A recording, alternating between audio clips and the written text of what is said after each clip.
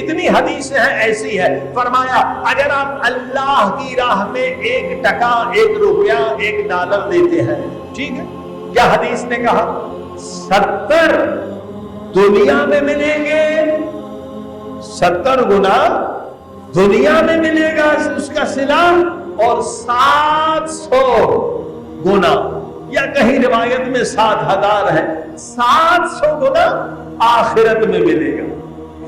ठीक है, 1 टका यहां आपने अल्लाह के राह में खर्च किया, 70 गुना यहां मिलेगा। अब अगर आपको 70 गुना कैश मिल गया तो अल्लाह की राह में देते हुए कभी घबराएंगे नहीं। शैतान जितना शक दिलाए उसके मुंह में लानत करेंगे, दूर हो जा, मैंने अल्लाह को आजमा के देखा है, दुनिया में भी मिलता है तो वहां भी